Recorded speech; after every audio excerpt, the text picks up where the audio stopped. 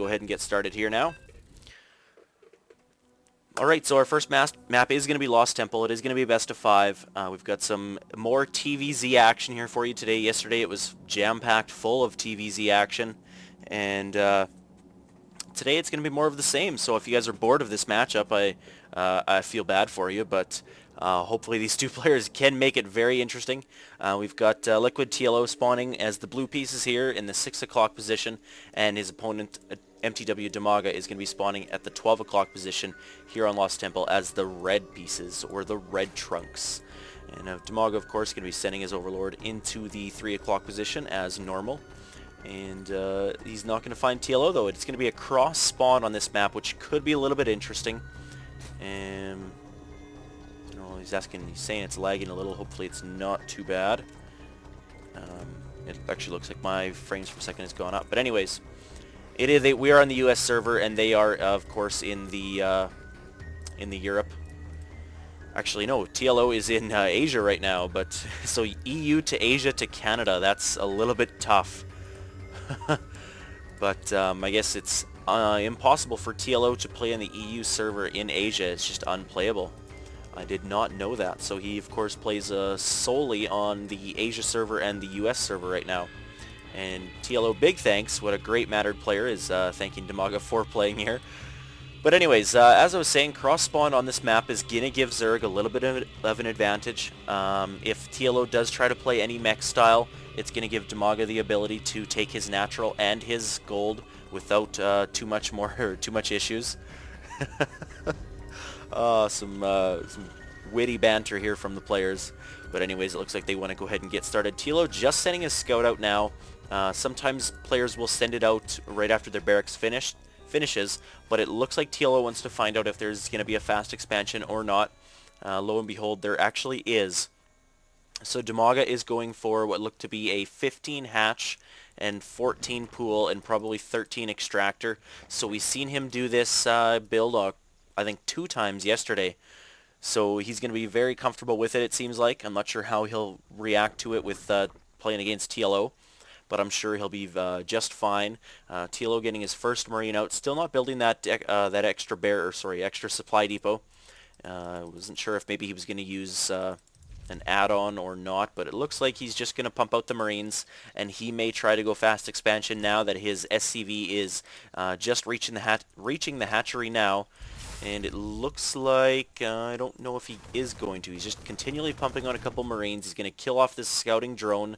Yeah, he should be able to. He's going to head it off here with this other Marine. So nice play by him, making sure that he does kill off that drone. Killing off that scouting drone, it is 50 minerals plus a lot of build time, but it's also some very important scouting info that Dimaga is not going to get. TLO not going for a 1-Rax fast expand. He is going into a factory and putting up his second gas. If he was going for his Hellion play, I'd probably think that he was, or he probably wouldn't put up this refinery, but since he is, I'm going to expect tanks or Banshees, one or the other. I haven't seen TLO use a lot of Banshees lately. Of course, if you haven't seen it from yesterday, TLO had some cattle bruiser play.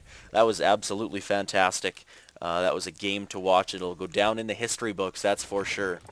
So Dimaga here with his first queen. Looks like he is going to put out that creep tumor to connect his bases as soon as possible. Also training up a second queen at his natural expansion.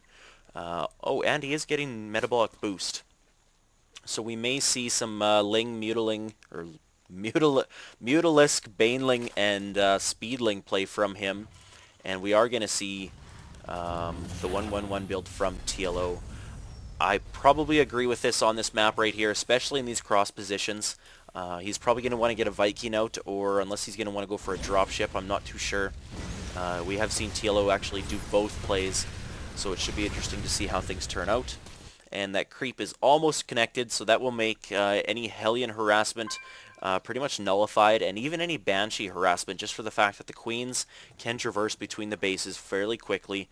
He won't have much problems in that sense. And we see a spine crawler coming up. Where is that? At the front of his base? Where? Oh, right there. Yeah, right at the front of the ramp, which means that Hellions are going to have even more of a hellish time. I tried to make a cute little wordplay there, but that didn't really work. So sue me. And a quick Thor. That's a little bit interesting. So we've got the armory out, no upgrades coming down from him, and we are seeing a medevac. So we're probably going to see a Thor drop, and we might even see it on this high ledge. Dimaga is preparing for that by putting up a Overlord there so that he can get sight. But even then, that Thor can pick off that hatchery from a distance. So all he has to do is take out the queen and then take out the hatchery, and that could put Dimaga in a tough position. He is going lair tech right now, but I'm not sure if it'll be really that well timed. TLO is going to have a lot of harassment here with this Thor drop. And wow, Dimaga here spreading creep like crazy with just the 3 queens out right now. He's going to have 1 queen dedicated solely to putting down creep tumors or transfusing if he has to. And it looks like this medevac is making its way. He had some rally points set, but he is going to readjust them now and go straight for that ledge. And that spine crawler there that is coming up will be able to kind of fend this off a little bit. I believe that is the same range. Yeah, 7 range for both players or both units, but that spine crawler really doesn't stand much of a chance. I would have liked to see TLO actually lift off an SCV and bring him up here. That would have allowed him to do a lot more damage to these buildings. Although he is going to take down both spine crawlers, and he is doing a nice job by soaking up some of the damage from that spine crawler with marines and then just healing it up with the medevac. So very nice job, and wow, he actually summoned a mule to repair. Now you can't lift mules off, so he had to summon it in, but that was pretty fantastic. Dimaga going for a little bit of a counterattack. TLO is going to be a little bit susceptible to this because he did choose to build his command center down here at the natural instead of building it in his base and then lifting it off. But the natural expansion does go down. TLO is going to lift these marines down and try to do some more damage with them. He did lose 2. Dimaga GG's and wants to go to Scrap Station. So that is it for Game 1. And Scrap Station is going to be it for our next map. Game 2 coming up right away, guys.